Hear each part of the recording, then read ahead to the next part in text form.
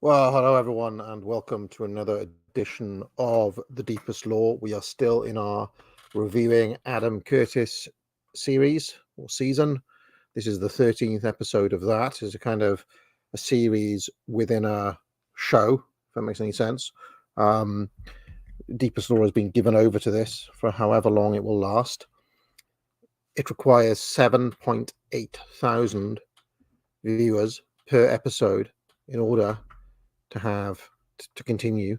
If it ever dips below that in the calendar week between the two shows, it will be discontinued and Deepest Law will return to regular programming.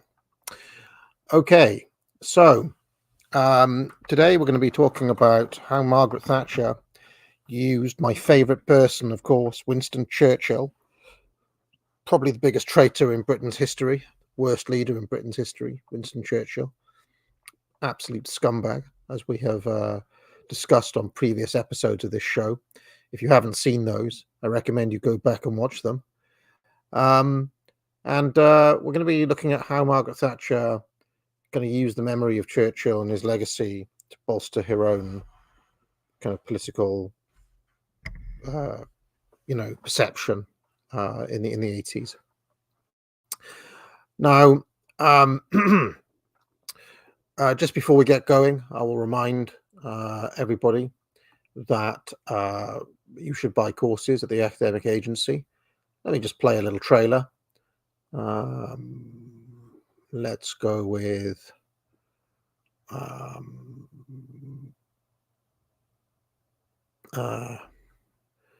sorry, I'm trying to find them.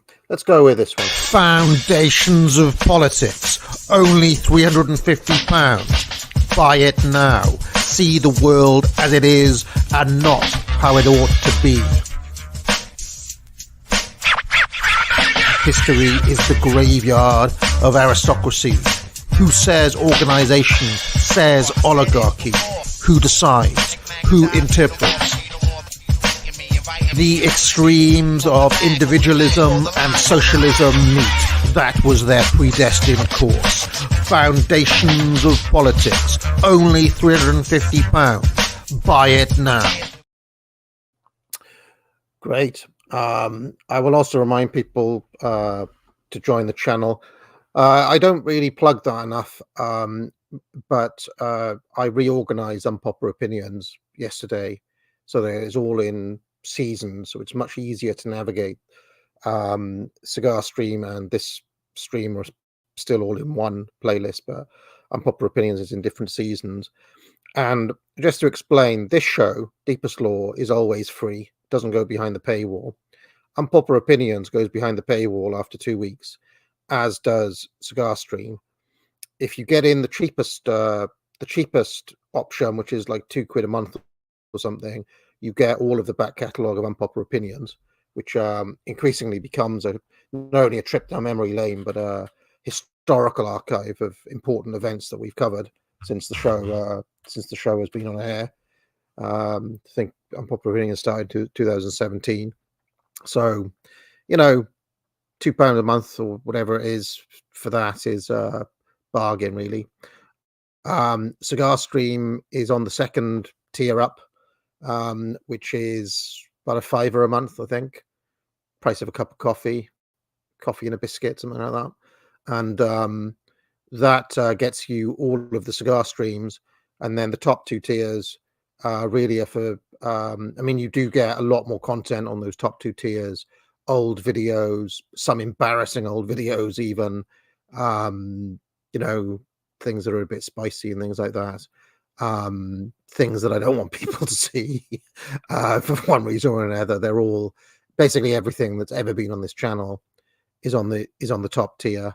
The next tier down, like there's four. The top one's got everything. The one just below it has got uh, kind of old streams like debates I used to do with Rayma Asami. It's got, I don't know. There's a mix. But I would say the most you know, the one a lot of people go for is the one where you get Cigar Stream and Unpopular Opinions, which is literally hundreds, thousands of hours of content, better than Netflix. Anyway, I'll try to mention that more because people don't really understand that the shows go behind the paywall. I'm sick of people asking me. All right, so let us start then. We're finishing off with The Living Dead.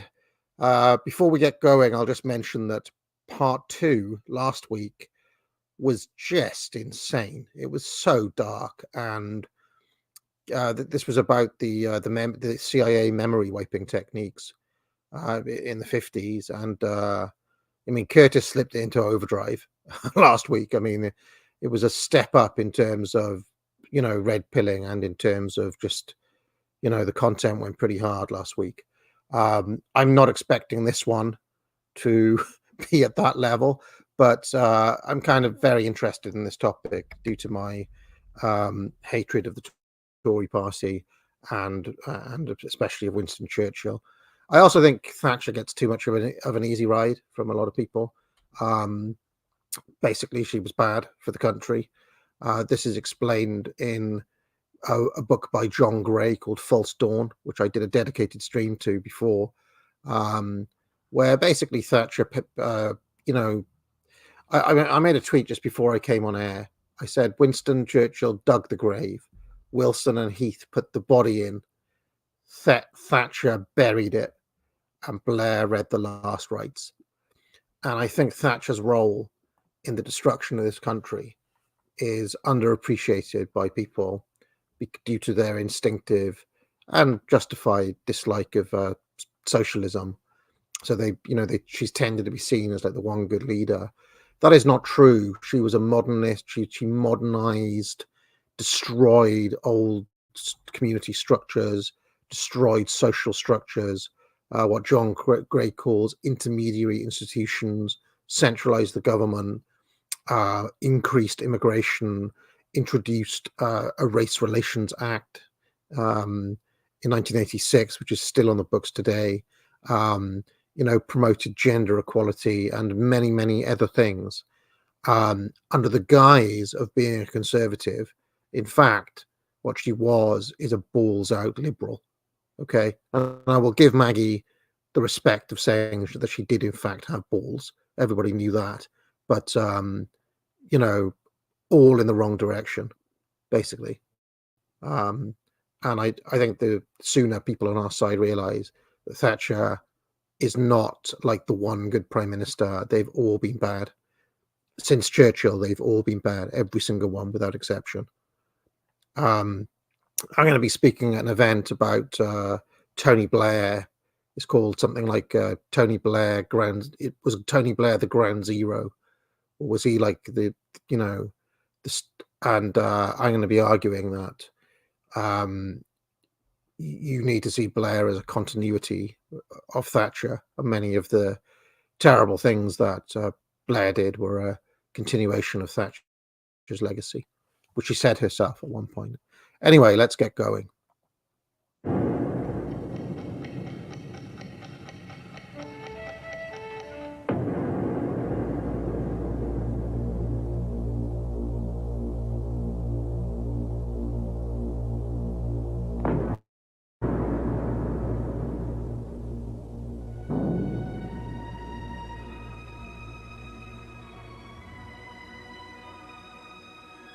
Britain is a country haunted by its past. It is possessed by the memory of a golden age, a time long ago when this country was the most powerful on earth. This is a film about what happens when politicians summon up that romantic vision. For a moment, it gives them immense power. But then they discover they have invoked forces they cannot control. The price they pay is to become imprisoned by their dream. They and the British people find themselves trapped by their history. Extremely interesting start by Curtis. Thought-provoking as ever.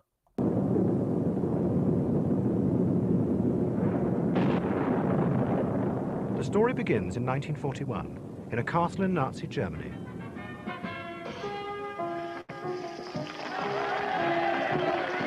People saying it's a bit quiet. I cannot turn it up. So what I will have to do is turn myself down. Hopefully we'll be at the same level. Let me see if I can do that. How do I turn myself down? Hold on a minute. After I do this, if you continue to complain about audio levels, I will ban you. But there we go. Okay, so now I'm on. I was on 100. Now I'm on 40, so I should be at the same level as Curtis. I belong to Colditz, dear old Colditz Ross. There's nothing the matter with Colditz if someone's discovered lost. Colditz was Germany's most secure prisoner of war camp. No one had ever escaped. But one young captain was determined to try. His name was Airy Neve. Neve was in fact taking part in this review in the camp theatre, so-called. And the idea was that Neve should go from under the stage into a passage which the Germans didn't know existed, and then Neve was to go down in German uniform, down through the guard room, and march out past 1, 2, 3 gates and sentries. An ambitious program, which they did successfully. Neve became a hero, but he was just one of many legendary figures imprisoned in Colditz. They included the fighter pilot Douglas Bader and the man who founded the SAS, Colonel David Stirling. All of them were trying to get back to the Britain they knew and loved. Underneath the arches, I dream my dreams away. Underneath the arches, on cobblestones I lay. Most of the people at Colditz, this is sheer snobbery, were either regular officers or territorial officers, most of whom had been at public schools and had therefore used to coal showers and beatings and that sort of thing. And the sort of Britain that we wanted to go back to was the old-fashioned Britain, which had Union Jacks and an empire and stability and order and decency and all that sort of thing. Good. Perfectly understandable. Sleeping when it's rain. What's that on your shoulder? What, this? Yes. It's a Greek urn. What's a Greek urn? Oh, I don't know, about 30 bob a week, I think. In the years after the war, Colditz became a powerful symbol of British heroism in the face of overwhelming odds. 30 years later, those heroic values were reawakened in an unexpected way.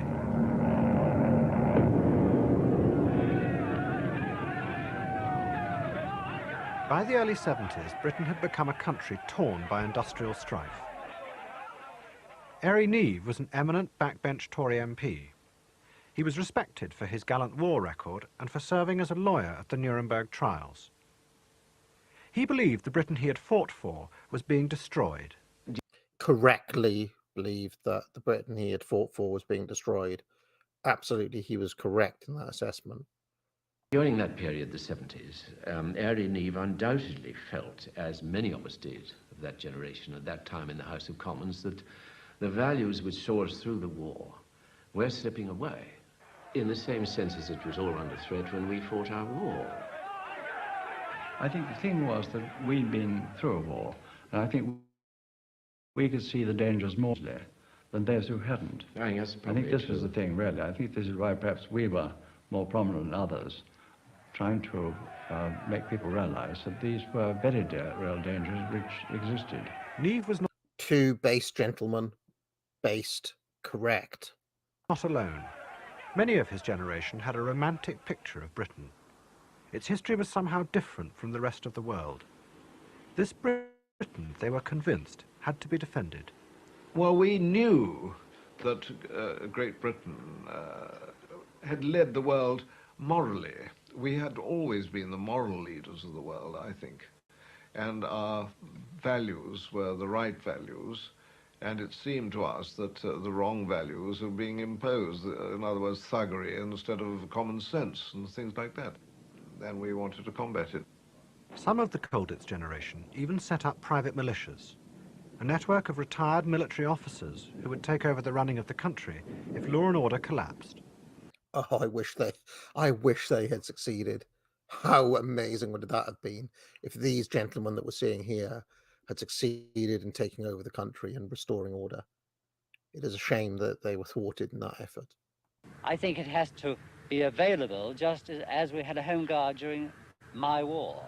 We need people there to fight or do whatever is necessary, build boats, drive cars or trains, but be available in any form of emergency.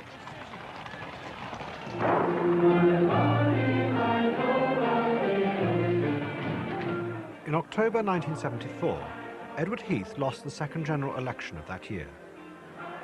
Labour was now firmly in power, committed to creating a socialist Britain. Airey Neave believed that this would finally destroy the Britain he believed in. He decided to fight. The first step would be to take over the Conservative Party. It was his patriotic duty. I think I came to this conclusion after October 1974. I went to Mr. Heath myself and explained the position to him. We'd been friends for a number of years.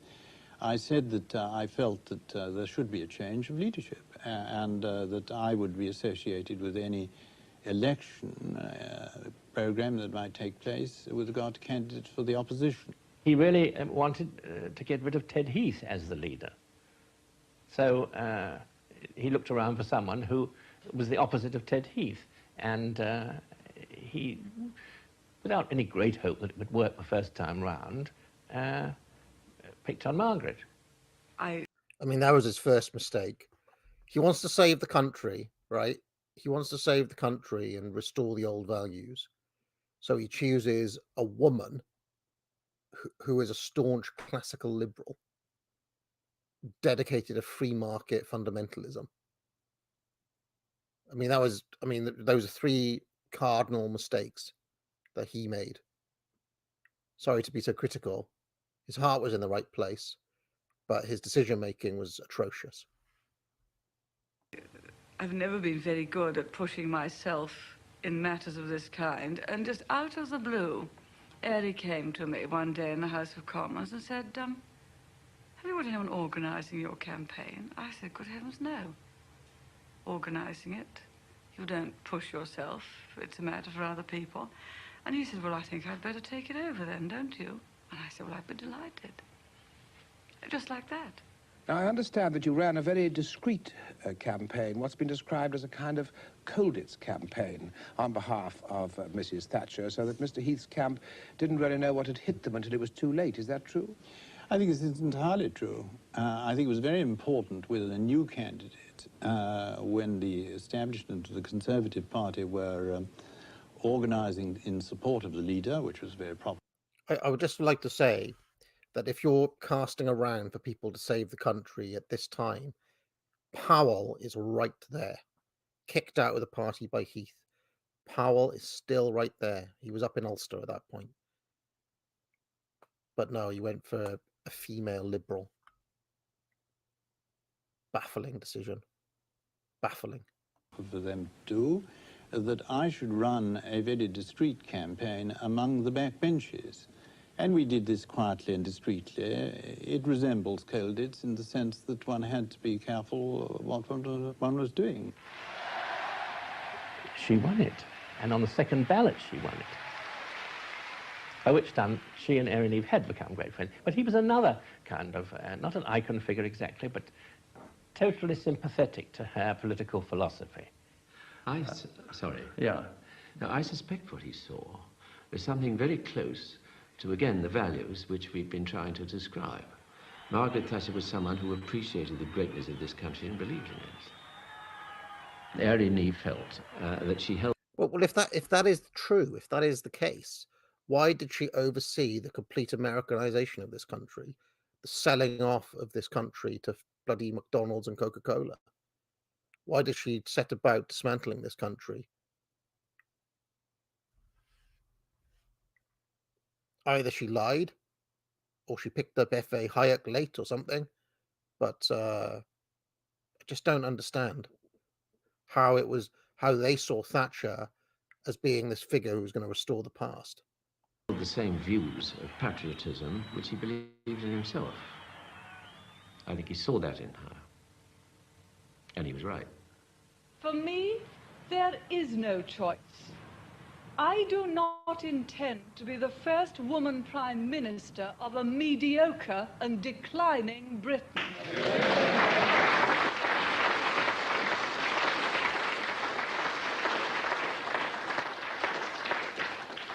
And I do intend to be its first woman Prime Minister. Mrs. Thatcher took over a demoralised Tory party. The modern Britain the Conservatives had tried to build in the 50s and 60s. Just decline in one clip. You might as well put the word decline across that clip of what Thatcher just said. Had collapsed. In its place, she offered a new vision. She too would modernise the economy and make it grow. But the wealth produced would recreate an older form of Britain. She promised to recapture a time when this country and its people were great.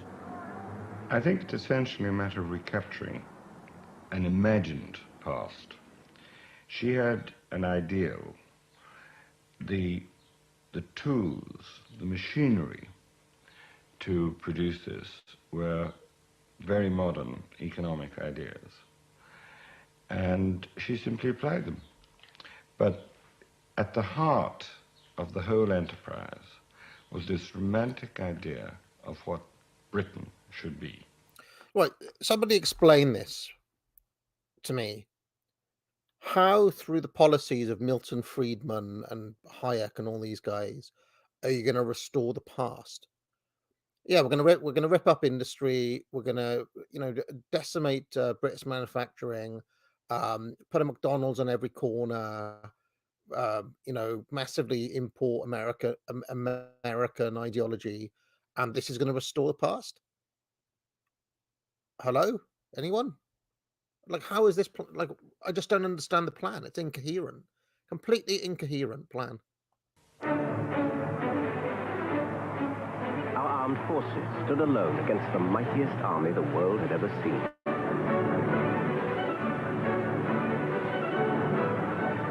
We made a political broadcast in 1978, which was called Going Backwards or Forwards.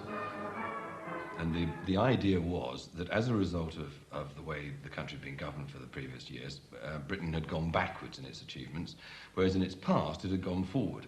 And that if we could bring the past into the future, into the present, then we could go forwards ourselves.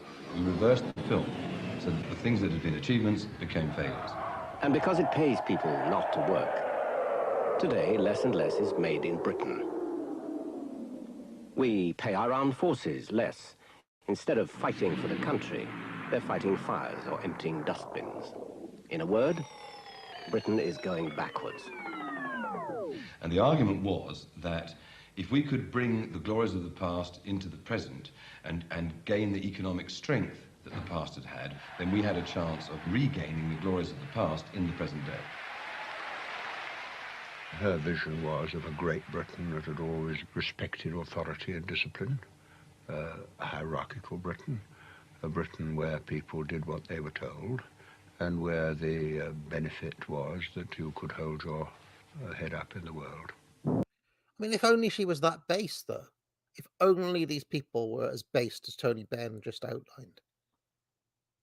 I just don't see it, though. I don't see any aspect of what Thatcher actually did bringing this about. If anything, she accelerated egalitarianism and, vapid, empty, materialistic, and stupid American ideology into this country.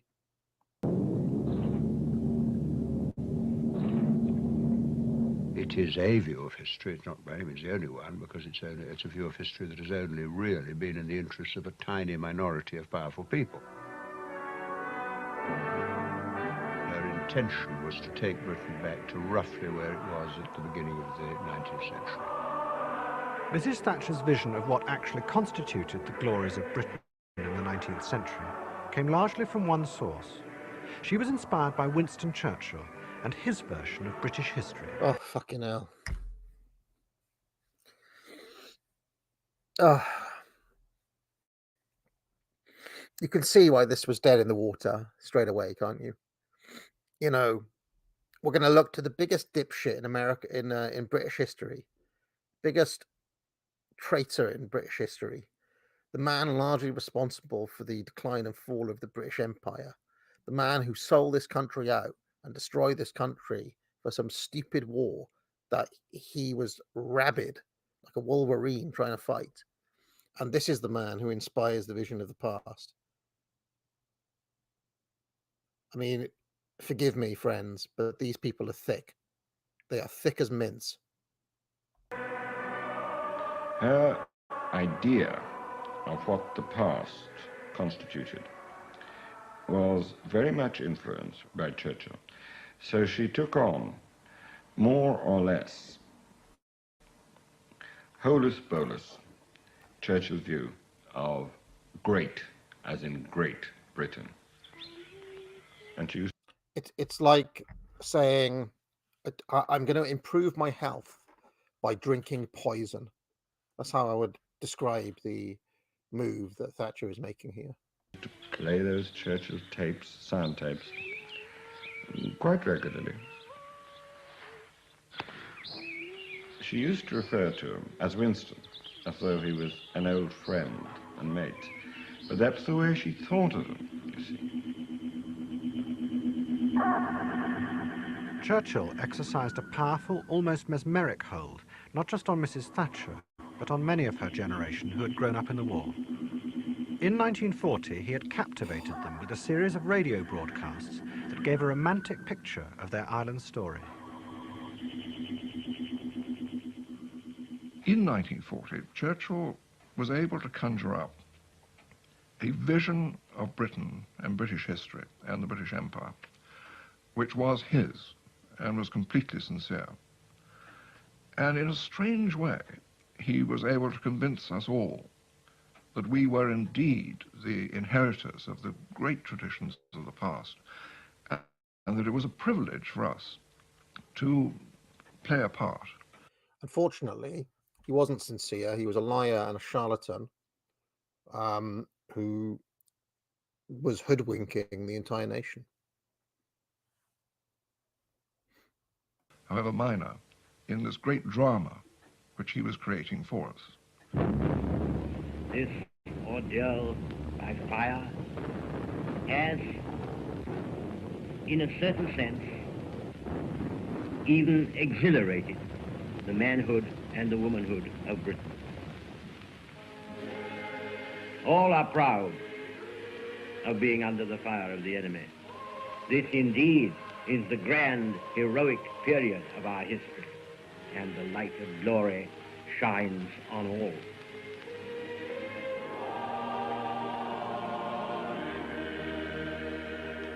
This was all just bollocks to get people to fight in this stupid war. Just to get them up for the war. That's all it was. Churchill had invoked this bright, heroic image of Britain's history to rally his people at a time when the country faced almost certain defeat. But in doing so, he led the British people into a world of his own imagining. They were drawn by the power of his imagination into an idealized vision of Britain's past, a dream of a world that was long gone. He subordinated reason, effectively, to a heroic myth. The glory, I think, was there, but the reality behind it, the reality behind the glory of the Queen's Jubilee, Queen Victoria's Jubilee, or Edward VII's coronation, that was irrecoverable because that was based on material and military strength that had all been spent. He was imprisoned by... So he basically just said the material reality of the past that Churchill was conjuring was destroyed by Churchill, to just tease out exactly what he was saying. Churchill had fucked it. So he was appealing to it to get people to fight in this war, He had left the nation in a massively, massively worse place than it was before he came into office. Vision at the same time as he was inspired by it. When he took over in 1940, Churchill was faced in cabinet by hard-headed politicians like the Foreign Secretary, Lord Halifax. Halifax and many other ministers believed Churchill to be a dangerous fantasist. He was deluding the British people into thinking they were still great. But Churchill was convinced that the only way to win the war was to inspire the people with a vision of their greatness. It could be argued that it was a con trick. There were sophisticated people who said this is all hot air, but I tell you, the mass of the people, it was an extraordinary experience. So we entered his dream. Look at him. Look at his stupid pig face. Willingly lying to millions of people to lead them to their death and to his own country's ultimate demise. Just wanting to look at his face for a moment. I hate him so much.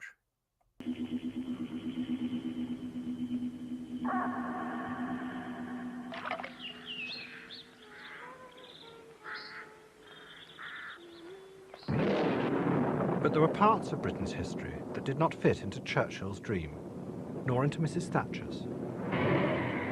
They were about to intrude violently into the heart of her world.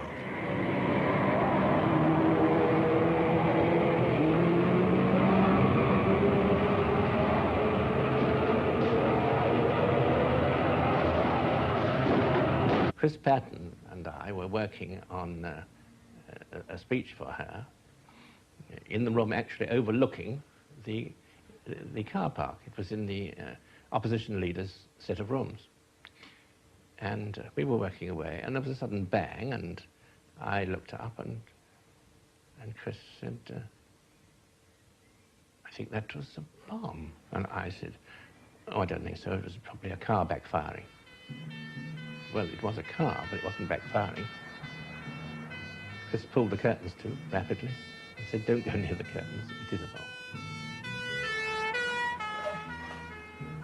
No one knew who it was, but then they checked the registration number, and of course it turned out to be Airy. She wasn't there at the time. She'd been off opening a fete somewhere out of London. As soon as you could, I got to someone being killed in a bomb accident. I was coming to talk to you. Just now, 7 minutes ago. I want to talk. We don't know yet. Terrible news, Mrs. I don't know about it yet. I'm just it's only been all we know is that there's one dead. Reminiscent of that moment when the guy told George Bush about 9/11, isn't it? Kind of reminded me of that. I have to say, by the way, Curtis at this point in 1995 is already a master documentary maker. He has already leveled up significantly in the 5-6 years we've been reviewing him here. I mean, he is already at the top of his game here in Living Dead. That sequence we just watched was brilliant. I'll talk to you. Let's have some talk. In the car park. I'll come from the car park. I'll find it. I'll try and find out what I can somewhere. We're on the one road, sharing the one load. We're on the road to God knows where. Airy Neave had been assassinated by the newly formed Irish National Liberation Army. Oh, no. When Mrs. Thatcher appointed Neave opposition spokesman on Northern Ireland, he had promised tough new measures if the Conservatives won the general election. The political wing of the INLA was the Irish Republican Socialist Party. Neave would have been a person of who would have been perceived to have been a considerable threat, and would have been perceived to have been somebody of, if he had ever become Secretary of State, would have transformed the situation. A person who was saying things about the Irish people, about internment, about bringing back the death penalty for people engaged in what he called terrorist acts in Ireland. Such a shame this guy was killed for being based. Gave his life for being based. Then, of course, he suddenly became a person of some significance in Ireland. He appeared, anyway, on the face of it, to represent that that new force in the Tory party, that kind of reactionary view of a lower middle class losing its base of support, losing its power, attempting to grasp again that element of power that it felt it should have had, that it perhaps felt it was entitled to after the Second World War, which I think perhaps Margaret Thatcher certainly represented, and perhaps manifested itself to some degree in this new heroic figure that was presented to the Irish people in the shape of Éire Níomh. Well, people remember him for a lot of things, perhaps most of all for the fact that he got out of Colditz. They don't remember him so much for the many kindnesses he did. Really a person, a wonderful person, of tremendous inner strength. And just one more thing. Some devils got him. And they must never, never, never be allowed to triumph. They must never prevail. Those of us who believe in the things that Éire fought for must see that our views are the ones which continue to live on in this country. Éire Níomh. F's in the chat. Blackpilling. Was buried at Abinger in Berkshire, in the heart of the English countryside. 6 weeks later, Mrs. Thatcher won the general election, and the following week a memorial service was held for Éire Níomh. In her address, Mrs. Thatcher promised to rebuild the Britain he had fought for in the war.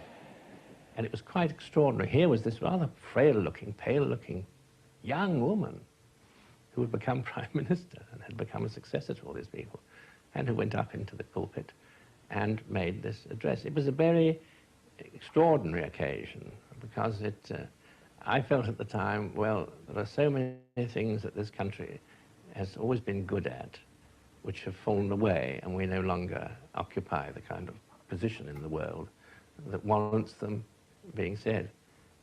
Yeah, if you missed it, he got killed by Irish nationalists. But this, the way she did it, somehow I thought, we still do that kind of thing better than any other country. And it was very moving. And this was right at the beginning of her premiership.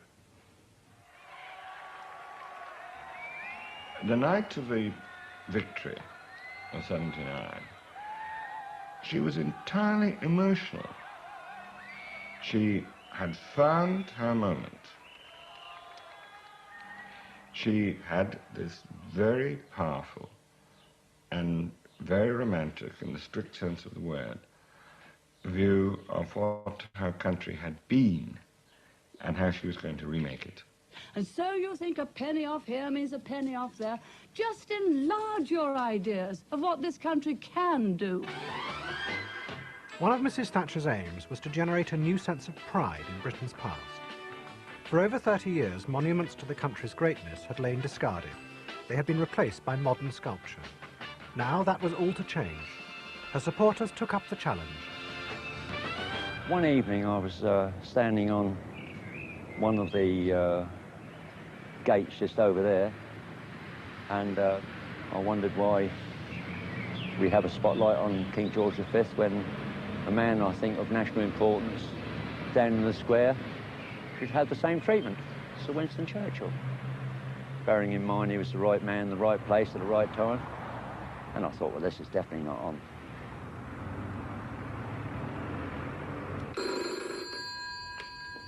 Hello? And the next thing I know, I've got a letter in my tray saying, you know, well done, I think your idea is brilliant and all this business, or words to that effect. And hey presto, the light appeared.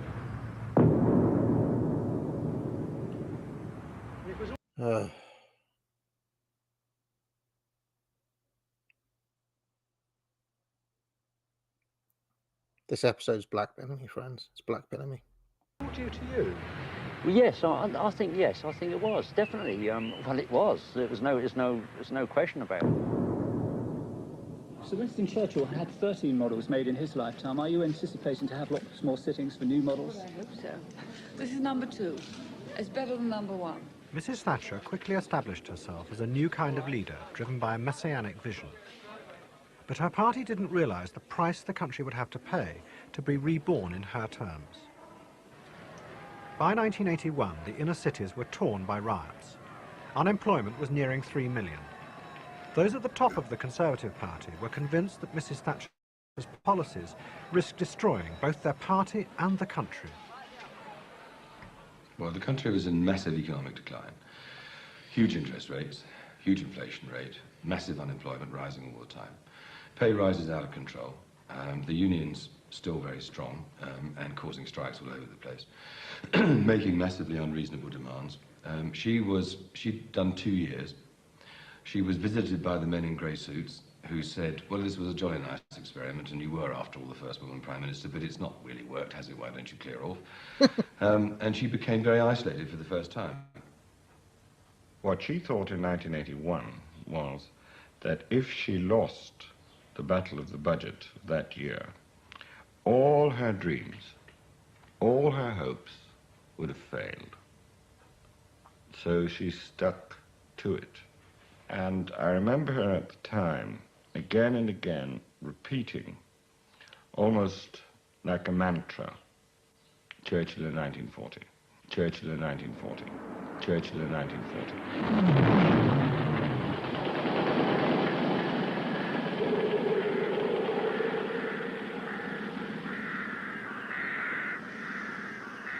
The moment in 1940 to which Mrs. Thatcher looked for inspiration was a meeting at which Churchill defeated his critics in cabinet. It happened at the end of May. The German armies were pushing the British back towards Dunkirk. Halifax and other ministers wanted to make a deal with Hitler, but Churchill was determined to fight on. He called a meeting of the whole government, including the junior ministers. I reckon Curtis is secretly our guy, even if he doesn't know it. He made a sweeping, romantic speech. Any idea of negotiation now seemed unworthy of the destiny of a great nation.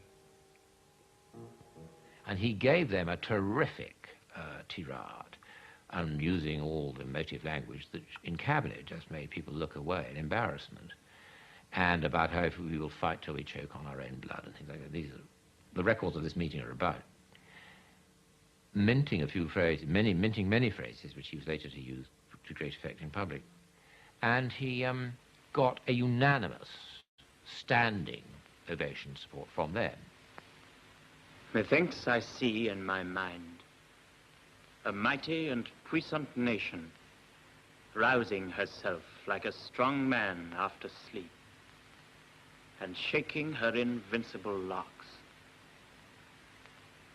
Methinks I see her as an eagle, mewing her mighty youth, kindling her undazzled eyes at the full midday beam, purging and unscaling her long-abused sight at the fountain itself of heavenly radiance.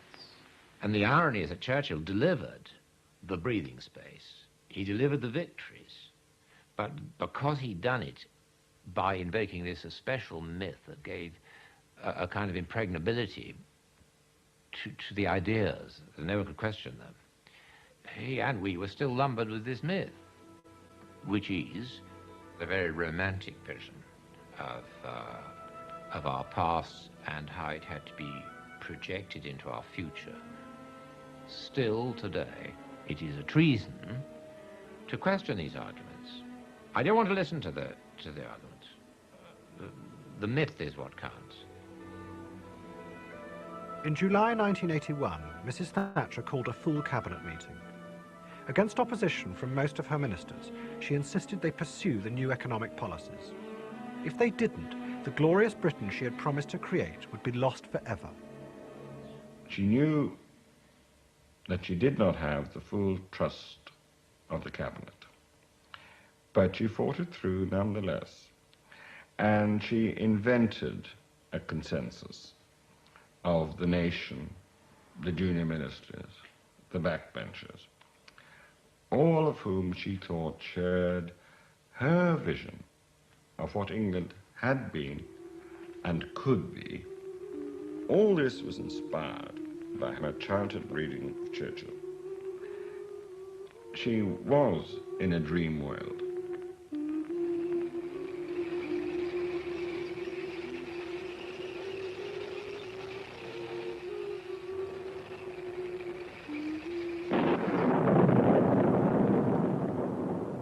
Mrs. Thatcher had overwhelmed her opponents by summoning up a romantic vision of the past.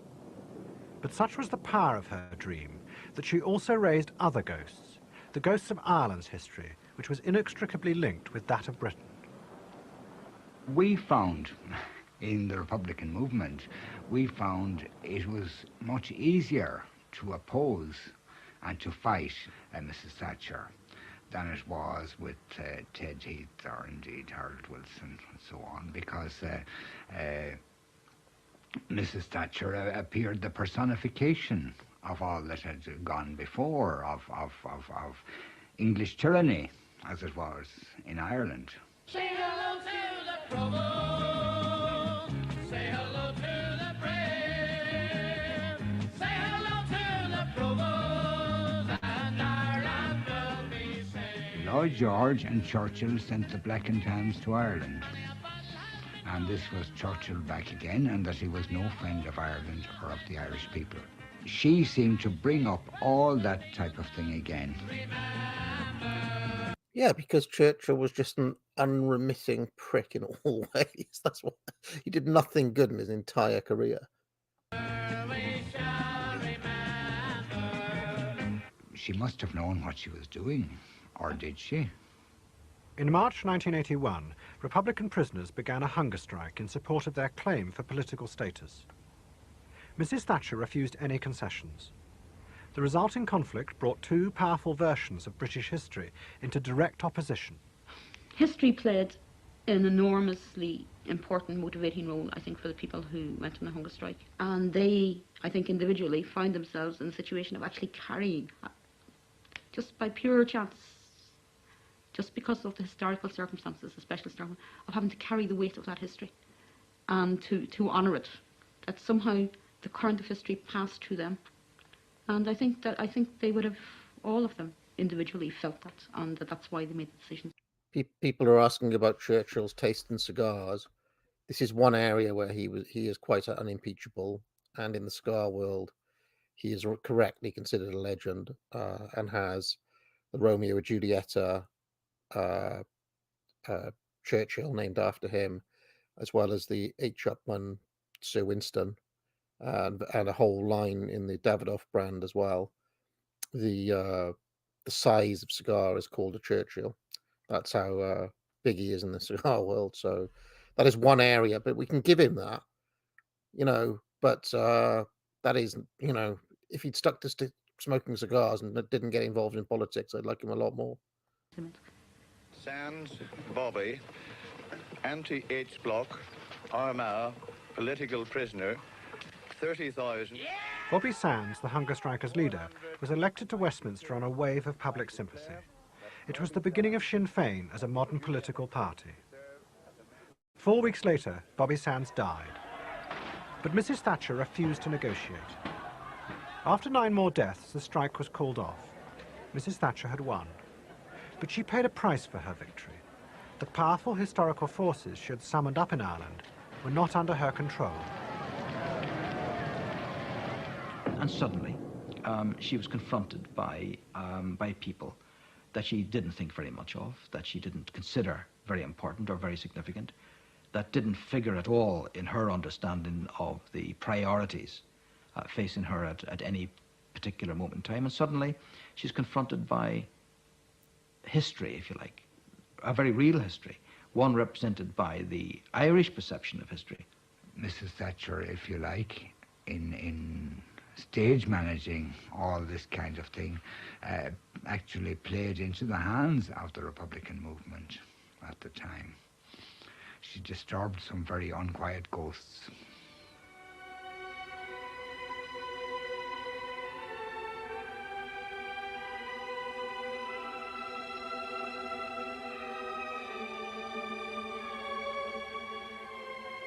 Suddenly, in 1982, the ghosts of Britain's grand imperial past returned.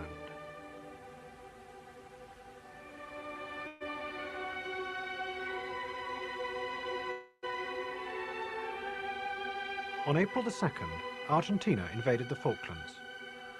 Within hours, the British Chiefs of Staff came to Number 10. They proposed that Mrs. Thatcher send a fleet of ships and men to recapture the islands. In fact, it was Sir Henry Leach, I think, who was the first Lord of the Admiralty, who said to her, "Well, Prime Minister, I can only tell you, if you don't do it,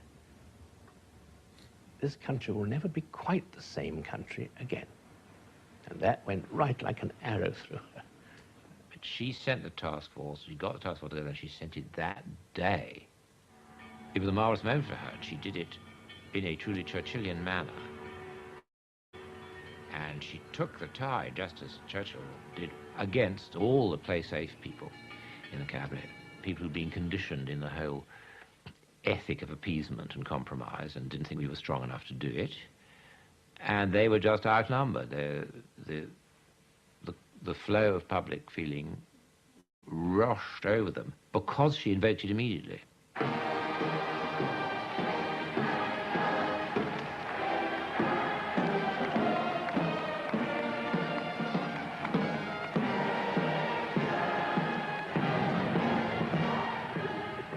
As the fleet sailed out from Portsmouth, the warships passed over divers, working to recover the wreck of the Mary Rose. Henry VIII's great wooden flagship had sunk in a battle with the French over 400 years before. The recovery teams were based in the naval dockyards.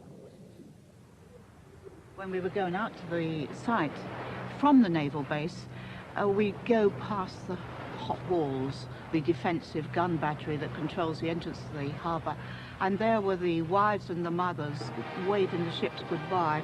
It was terribly emotional, terribly highly strung. I thought I'd never see such a thing in England again.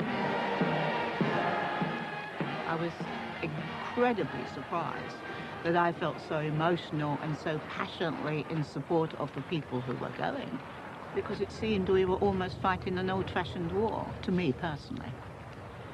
But I was probably terribly wrong in that judgment, but it seemed to me it was an old-fashioned war. We were back with the invasion force, which was my last memory of war, my last personal memory.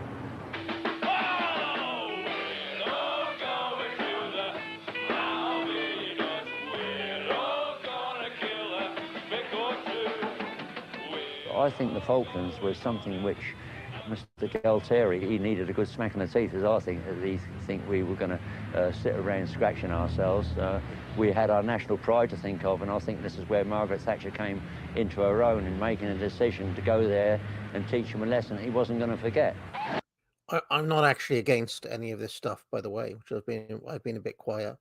I'm actually for this action that Thatcher took here and the feelings that it inspired. Actually a good bit of politics, and generally positive, I would say. You know, even if Churchill was the inspiration for it.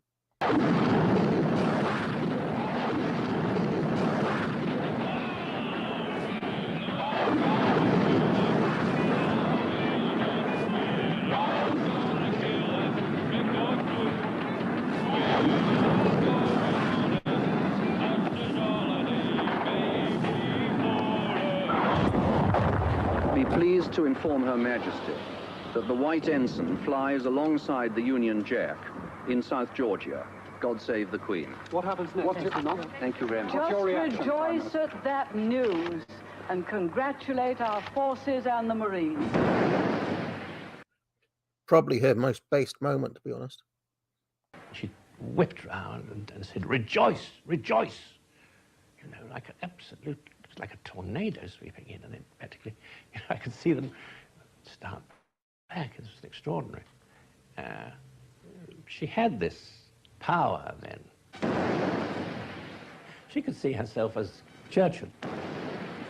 On the 14th of June, a ceasefire was announced on the Falklands. The Argentine troops surrendered to the British. Hello and welcome to Southsea Castle for what promises to be the most remarkable archaeological event that we in this country are ever likely to see. The raising and homecoming of the Tudor warship, the Mary Rose. At the time of the recovery, in the public eye, there was a close association And the two things, the Falklands returning of the fleet, the successful return of the task force, and the recovery of the Mary Rose, were inescapably interwoven.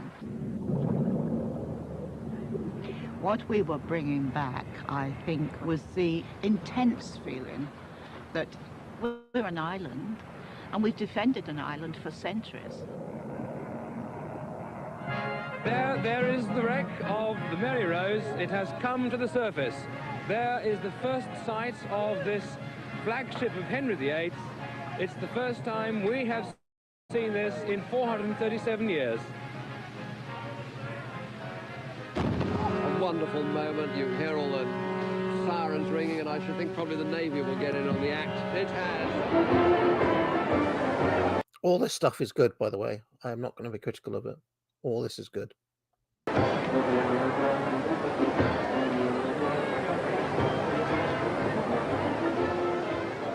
I have no regrets. I have no regrets. We had to send that task force. We had to regain those islands for our people. Regrets is a chapter of pride for our country. In November 1982, a victory parade was held in the City of London. Mrs. Thatcher and the Chiefs of Staff took the salute. None of the royal family was present. A lot of the British people then realised that we could hold our heads up again and that we could be strong in the world. I mean, it was an extraordinary achievement, this flotilla going across the world, taking 6 weeks to get there and then boffing them and coming back again. I mean, I think that's a British-type achievement. Is it very, very heavy? No, it's not heavy. This is all in porcelain. The quality of the work is superb. Look above all at the expression on the faces of the Marines. It is the spirit of Britain, and it is everything that makes us great. She brought back, I think, something which a lot of people thought that they'd never see again. She was giving the country back their pride. Great back in Great Britain. Our history is special in as much that everyone's tried to give us a good hiding since the year dot. The Romans failed, I think, really miserably. They didn't really succeed in conquering the whole of England. All of this spirit that you're seeing here has been destroyed, which should be brought back in spades. Thatcher did a good thing with this.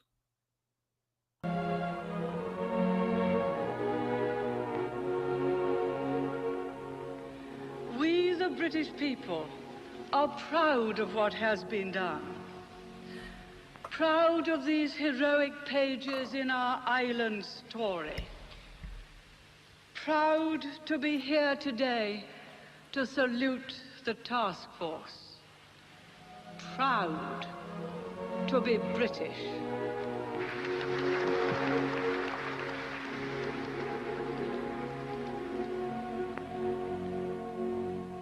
She was on a high after the Falklands, of course, and capitalized on it to great effect. Later, just as Churchill did, she was to some extent entrapped by it.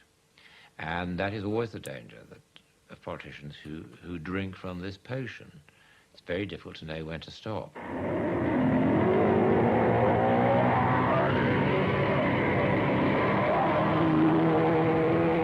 It is an intoxicating mixture, and the usual consequence of intoxication is that you want more of the same.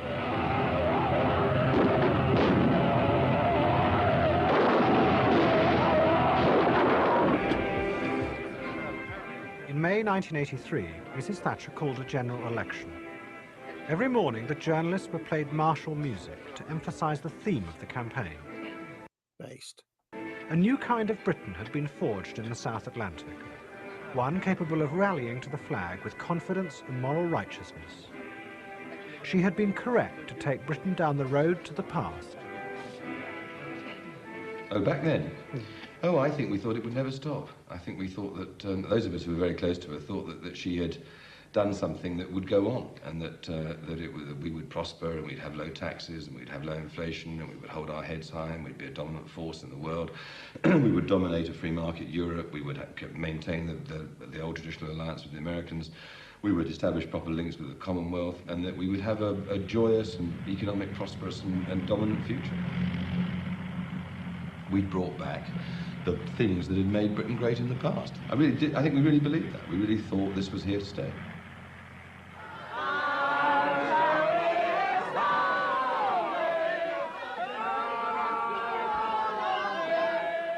See, all this stuff was good. The trouble is the other half of the ledger, the other half of the vision, and where that led to. Ultimately, the corrosive acid of free market liberalism destroyed all of this. Let in the forces that destroyed it. Can we ask you what you think of Mrs. Thatcher? Marvellous. Best man in England. The only leader that can bring us back to normality in this country. We need a firm, a determined leader like Mrs. Thatcher to take our country back to an era where we all, you and I, we held our heads high as British. In our time, That guy would be on Lotus Eaters today, wouldn't he? I don't know whether Carol would agree with this. There have been two great prime ministers, and only two, Winston Churchill and Margaret Thatcher. Yes, this is absolutely, I would absolutely go along with that. Because she did things against the advice of everyone. The thing is, we all love a Sikh. They've always been the based ones, haven't they, the Sikhs? For a period, a certain ascendancy was established over people, and history played a part in winning that ascendancy for her, because people felt it was inevitable, it was natural, it was normal. This is what life was about. This is what we've all been waiting for. This would deal with the unruly mob who would cause such a lot of trouble. I think that's really what she was doing. She reconstructed from Churchill, or from her understanding of Churchill. I should mention the last time I saw a Sikh was a taxi driver who took me from Heathrow Airport back home. And he must have given one of the most extraordinary reactionary rants I've ever heard. It was I was kind of holding my tongue not to not to try to egg him on too much, because he was an extraordinary. I mean, taxi drivers are often like that, but yeah, that was a memorable journey. A whole sense of a separate British identity that was not collectivist but individualist. And this is what she thought he believed in. Not wholly inaccurately, but perhaps a little fancifully. And that's what you and I, live with now. See, this is the era that they're getting on, the era here of the individualism, the liberalism, the bullshit that she believed in are ultimately the things. I mean, it's so ironic, isn't it, and tragic. Is ultimately, I mean, the Falkland stuff and that kind of spirit of nationhood and the history. These things are good to draw on, but ultimately that's a collectivist spirit. And well, as we're saying here, she believed in this idea of kind of, rugged, almost Ayn Randian individualism, which is a dissolving acid for any nation.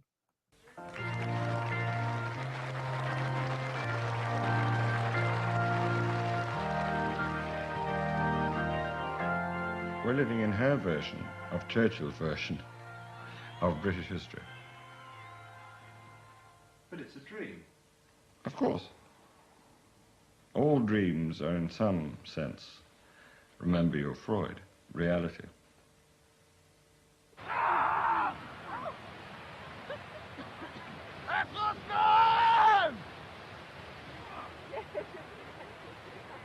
What we have today, in fact all week, we have The Sikhs get so much love because they were loyal to the empire, fierce soldiers, generally, supported rather than agitated against British power. That's why they get so much love from the British.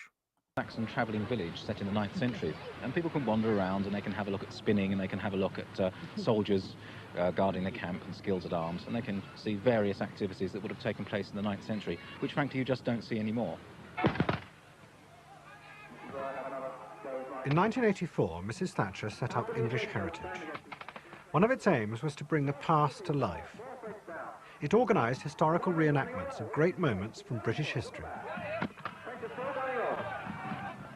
We don't actually do many Second World War events because it's a bit close to home. There's still people who lost loved ones in the Second World War, and frankly we think it's a little bit tasteless to run around shooting each other on the battlefield, make-believe if you like, when it really happened. This is also a good thing that she did. Fully support this. Excellent initiative, Maggie. It is a matter of taste, really, and we believe that history at a safe historical distance is rather better than something which can still cause personal pain to people.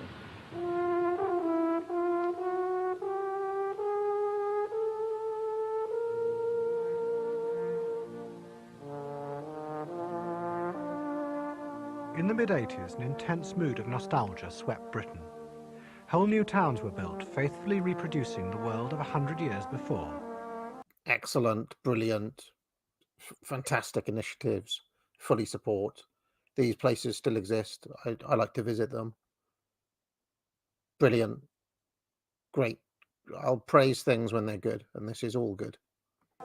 They were constructed on land left empty by the industrial closures of the past 5 years. Those who had once worked in the factories and the mines found themselves acting out the lives of their ancestors. Awesome. In 1974, there had been 800 museums. Now there were 2,000. Mrs. Thatcher instructed the architect Quinlan Terry to reconstruct the interior of Downing Street as an exact copy of how it had been in the 18th century. Based. All these are excellent things that Thatcher did. This side of Thatcher is good. It's the liberal side of Thatcher that is bad. She lived above this perfectly restored world in the attic. It is a homely room, actually. It's a homely flat. You know, it's not a grand flat. As you can see, we're up in the attic. This is where the staff used to live many, many years ago, but we love it. Yes, we do feel at home here. Well, at weekends, it's just terribly quiet.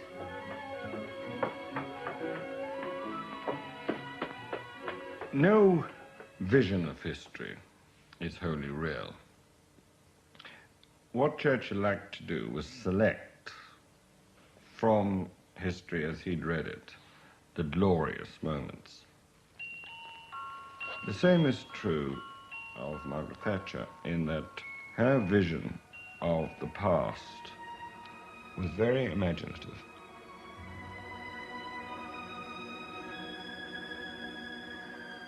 Any politician who tries to use history almost invariably doesn't get it quite right.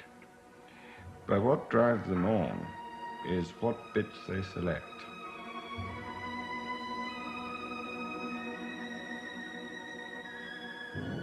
I am completely fine with this, by the way. And maybe soon I will do a cigar stream on George Sorel's. What's that book called? What's that book by Sorel called? George Sorel, Reflections on Violence, where he talks about the uses of myth and the importance of myth. I'm completely fine with all of this. You know, even if that myth is not quite accurate or is rose tinted or whatever, this is good in producing a moral unity between the elites and the people. You know, which is ultimately what any society and what any nation or empire needs. So yeah, I'm completely fine with this whole concept and idea.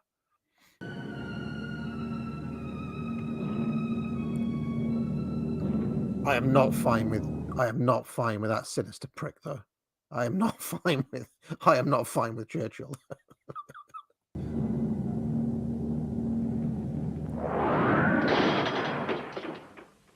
For 6 hours this morning, southern Britain was battered by the worst storms the nation has known for nearly 3 centuries. They came in from the ocean without any warning from the weathermen. The winds were those of a hurricane. I heard a type of whistling noise, a very eerie noise, and the sky was incredible colours. Although it was the middle of the night, it wasn't black, it was kind of orange glow. And at first light, I opened my front door and the forest had just completely gone. and there was a horizon where one hadn't been for about 300 years. The gardens of the historic houses, and we're surrounded by them in this area, all of them were absolutely devastated. And it was as if the whole of the past of English history had been wiped away in just a few hours. Then, 4 days later, an event occurred that challenged the very foundations of Mrs. Thatcher's vision of a new Great Britain. Monday turned out to be a watershed. We came in not really knowing what to expect after the hurricane and everything else, and we simply stared at the screens all day, watching the sea of red, as it was known, watching financial prices falling, and realizing that the British people had simply lost control over their economy. In the 80s, Mrs. Thatcher had freed the financial markets from any controls. Stupid. Her aim was to completely stupid, counterintuitive, and undermines all of the great things that she did in the rest of this documentary. Transform the city into the powerhouse of the new Britain. But the effect was to help create a global system of currency dealing in which national boundaries became irrelevant. When the markets panicked, as they did on Black Monday, there was nothing the government could do to stop them. Mrs. Thatcher had lost control of her country's destiny. The significance of Black Monday was quite simply that we had all been led to believe that Mrs. Thatcher was in control of events. A lot of us suspected that perhaps that was an exaggeration. It was clear that she was trying to cover up a lot of the cracks with a lot of rhetoric. We had to accept the logic of the market, which was quite simply that there was no longer any entity which we could reasonably and realistically call the Great British economy. Do you think she knew that? I suspect that towards the end, with the kind of problems which emerged at the end, she began to suspect that perhaps she had been chasing an illusion, yes. I mean, if you surrender your country to the global market, of course its destiny will be steered by the global market. I mean, this is one of the things that I haven't really talked about that much, but I have come to see what people call socialism, government controls, as the predominance of force over economy, and it is completely unavoidable if you want things in your nation to be fixed. Okay? Market is flux, force is fixed, and you cannot have a society, you cannot have a nation if all things are in flux. You have to keep certain things fixed with controls. Otherwise, you don't have a society. And I truly believe this. And I say that with a completely full understanding of Austrian economics as well. That is my current thinking. It has been for quite a long time now. And don't call me a socialist or whatever. This is just a fact of reality. No matter what you call it, in any era, you need certain things that are held down in place. Otherwise, this sort of thing happens.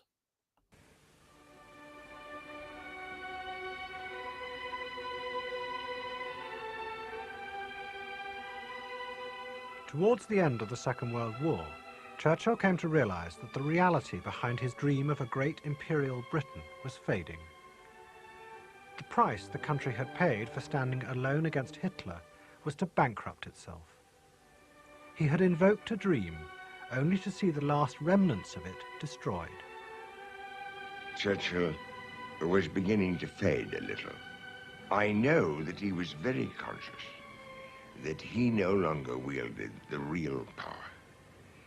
That was being wielded by the United States. They had overtaken us. When they first came into the war, we were the predominant power, even from a military point of view.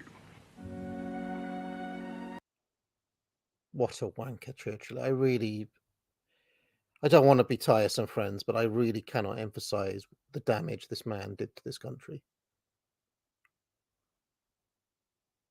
Could it have been stopped? Could the rise of the Americans have been stopped? No, but Britain could have made very different decisions and not destroyed itself and its empire. And it could have remained as a bulwark against American power in the world had this dipshit not taken all the decisions that he did. Sold the nation down the river. For what? Why did he do that? For a couple of book tours around a few American universities and a lifetime supply of whiskey. Twat. Roosevelt wanted to bring the British Empire to an end. They made no bones about it. The Americans believed that Churchill's underlying aim in the war was to recapture Britain's lost imperial glory. It was a plan to restore the world the Prime Minister loved the most, the 19th century world of unabashed great power politics. The Americans would have none of it. Increasingly, they excluded Churchill from discussions on the shape of the post-war world. This is, by the way, the first time, and this will become a recurring feature as we go forward with Curtis, assuming that this makes the 7.8 thousand, of Curtis summarizing his previous work. This is Oceans Apart, or several episodes of Oceans Apart in like a little 5-minute summary. And he will do this. I know for a fact that he revisits Living Dead in Century of the Self later on. And this is an interesting thing because he builds up a layer of self-references back to his old work. So this is the first time we're really seeing it. This is a bit of Oceans Apart basically inserted in here. Britain's power was over. I suppose very reluctantly and very privately, he realized that we no longer disposed of the strength, even on the scale with which we disposed of it when the war started. It was a pretty bleak prospect for him. The appearance of glory was all there. You know, the sitting in the chairs and the cavalcade and the saluting sentries and so on. That was magnificent. But underneath it, the whole thing had been washed away.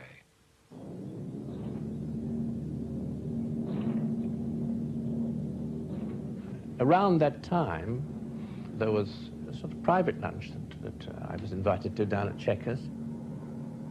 It was the most beautiful day, rather like today. Birds singing in the trees, and this was an English garden, if ever there was one.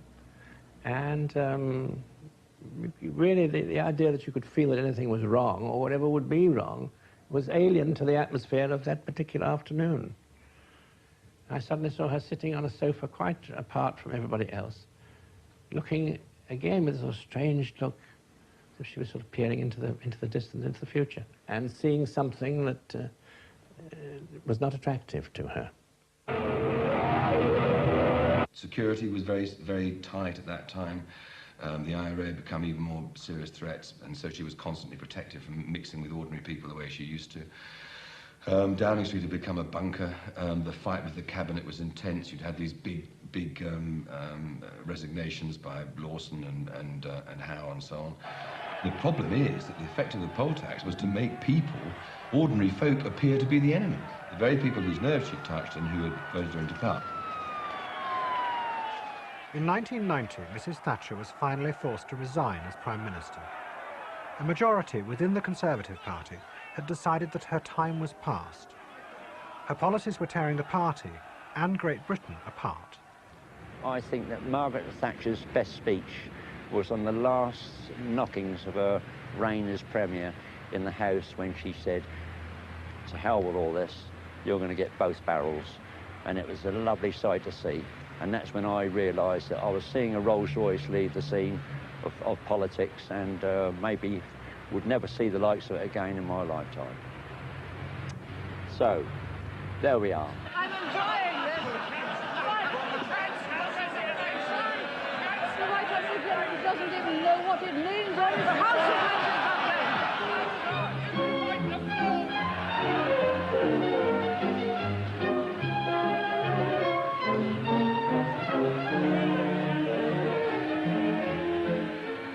seemed to me, at the time, almost like a Greek tragedy. That here was a woman who, for a brief time, had held the world in her hands, or at least held this country's world in her hands, and she felt that it was all slipping away.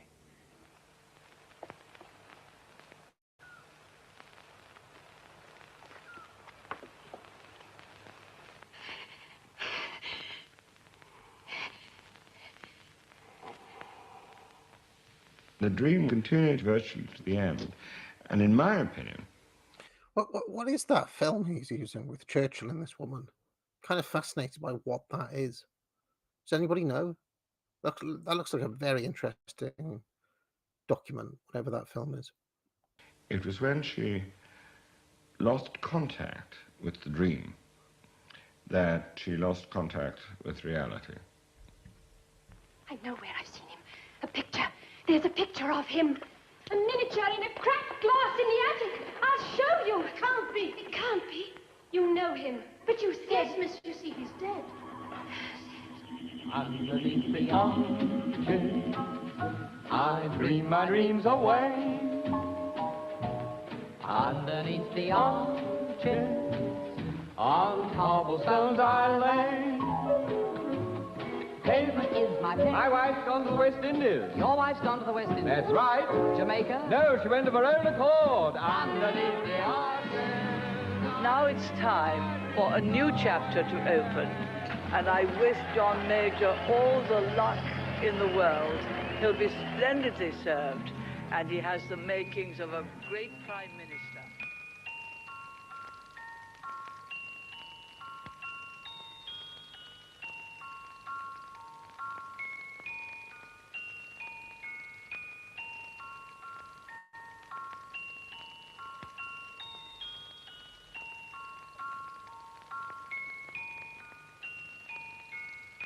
As the war drew to a close, Churchill came to realise that the power his romantic vision of history gave him was gone.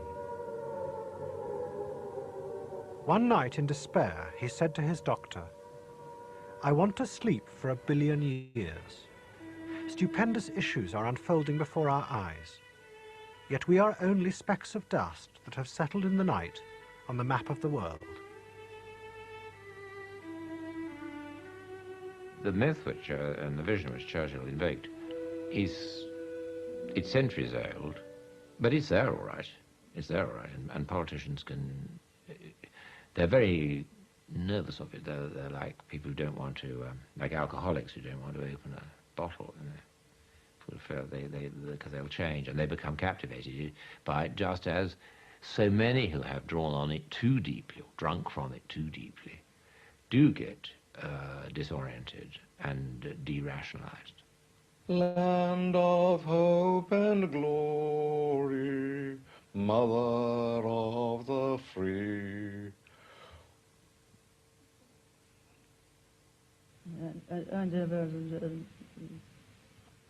Land of hope and glory, mother of the free. How can we extol thee, who are born of thee? Brighter yet and brighter shall thy bounds be set. God that made thee mighty, make thee mightier yet. God that made thee mighty, repetition this, make thee mightier yet. I think that's it. But how shall we, that's the thing that's said, how shall we extol thee? What does it make you feel when you hear that sort of music? Oh, it always gives me a good feeling, yes. Wow, that was brilliant. Poignant. One of his better ones, I would say. Very, very, very good. Let us hit the super chats then.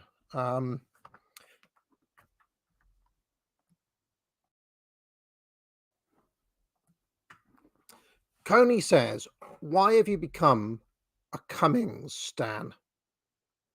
I haven't become a Dominic Cummings stan. What I did is I highlighted the video that he put on Twitter, and said, "Why can't he be our guy?" Because I think that he would be a tremendous asset if he was on our side of things. He's not, but I think that, you know, if I could work with Cummings, I reckon I could achieve amazing things with him. Give me Dominic Cummings and a good marketing team. Oh, possibilities are endless.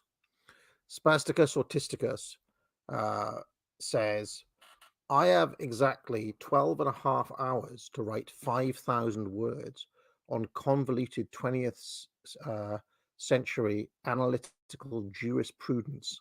I have written 274. Send me your energy, chat. I need some me magic. Shadalay and praise Keck, etc. Well, send Spasticus Autisticus all of your positive energy. You'll do it, even if you take until 5 a.m. with 10 cups of black coffee. Been there many times myself.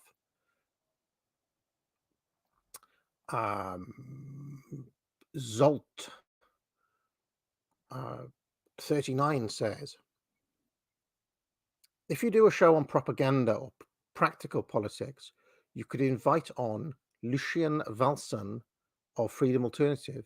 Maybe his content will interest you. Okay, I'll consider it. Coney says, imagine how based 2017-2019 AA would have been if 1995 AA had watched these Adam Curtis documentaries instead of thinking about his geography teacher's knickers. Yeah, well, you know. I can't remember her name, actually. She used to just sit on the desk, cross her legs, uncross her legs, and we'd all just be there with open mouths, you know. Spasticus Autisticus says, hey, Spasticus, you should be writing your essay, mate. I had a Sikh chemistry teacher in school around the 2019 election. He went on a rant about how he had to vote UKIP because there was no BMP candidate. Based chemistry teacher. George Adams says, it is obvious that Maggie had the potential to be great for us. Was she corrupted by those across the pond? And no, I think she was. I think she was. I think she was corrupted basically by liberal economics and the basically made up history that Winston Churchill had, saying that the nation was built on individualism and, you know, liberal economics and all that sort of stuff. I mean, there's some truth to that, but a lot of it is made up as well, as we saw in this documentary. So I think that is the big problem. Then at the same time, America was going through its kind of Ronald Reagan, Milton Friedman moment as well. And of course, any British Prime Minister has to cozy up to America. That's just the geopolitical reality. I mean, they don't have to, but that was what she chose to do, as we saw in Oceans Apart. So, yeah, but she did have the potential. I mean, we saw in this documentary that her heart was in the right place when it came to the history and invoking those things, and you saw the power of it in the Falklands part of the documentary. The trouble is that those two things, you know, that kind of hierarchical, more reactionary world that the chap was describing at the start, and liberalism are basically incompatible. They're not compatible. You have to enforce those things top down, and she did some things, but she didn't do them all. And the big mistake, I think, is those financial controls. You know, complete laissez-faire. I mean, it wasn't complete laissez-faire. Incidentally, a lot of the privatization wasn't done, but in the financial sector, you know, the global markets, you know, made the nation vulnerable. And also allowing foreign companies to buy assets in the country is another major error that was made. Tim Cornish says, £499 and 99 pence. Are you kidding? What? That's the biggest super chat of all time. That's got to be the biggest super chat I've ever seen. Did you make a spelling error there? I mean, I know you're a long time supporter. I mean, that's amazing. 500 quid or $500. Quite phenomenal. He said, "This is for the Adam Curtis streams. Keep going. It's amazing. And I grew up in some of these times and seemingly knew very little until now." Yeah, I mean, they have been actually better than I thought they would be. Every single one has been brilliant. This one I found very poignant and even a little bit of emotion from me, which is rare. But yeah, but anyway, thank you very much. And if you didn't mean to send that much money, send me a note and I'll send it back to you. But yeah, thank you so much. Belforus Knight says Thatcher was born in 1925 and was a silent gen, while Churchill was lost gen. Silent reinforces whatever the lost gen and the greatest gen did. It is fascinating, but I don't know British intergenerational interaction much. I mean, isn't Joe Biden silent gen? That's a very, very wide period. Like somebody born in 1925 and somebody born in 1945 that's a very wide span, and it seems bigger than between, I don't know, 1995 and now, because it's so many things happened in that period. But that's a very, very interesting. Glow in the Dark says you got to feel a little sorry for her.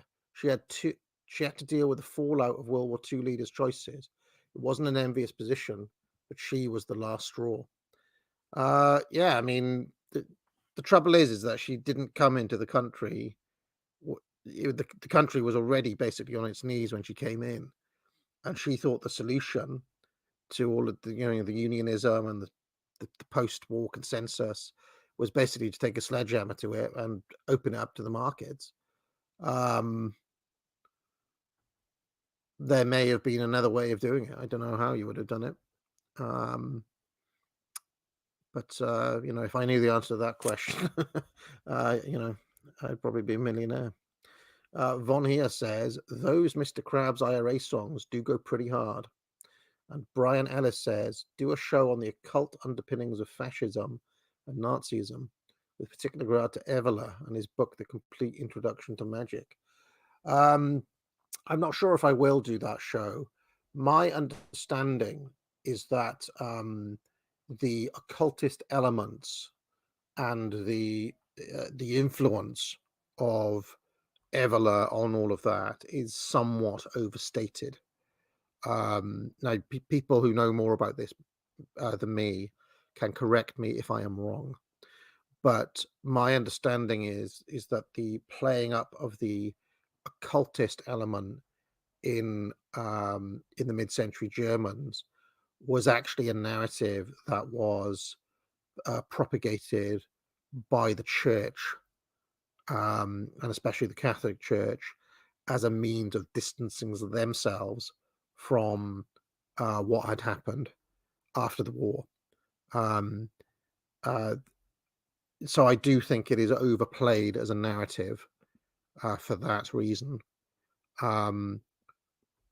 So there we go. I do know Himmler kind of dabbled in that sort of stuff, and it was Himmler who invited Evola to give a series of talks in Germany. But it's very, very overstated. That's my understanding of it. And I think, unless I'm mistaken, that is it. Unless I've missed a few on entropy, I think that is everything. All right. Well, thank you very much, everybody. Well, I'll be back on Monday for Cigar Stream.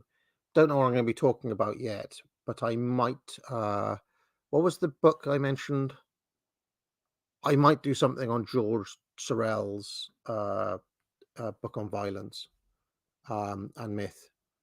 I think George Sorel is somebody I've never done a stream on, so maybe I'll do that. if you're staying up late, I know that my appearance on Jay Burden's channel will air at 1 a.m. tonight. So if you're going to stay up late, you can catch my appearance on Burden. I'll stick it in notes. And have a good rest of the week, everybody. Thank you very much. Now get out. What goes on in this town is none of your business. As long as I'm living here, it is. Then maybe you shouldn't be living here! Well, that's easily fixed.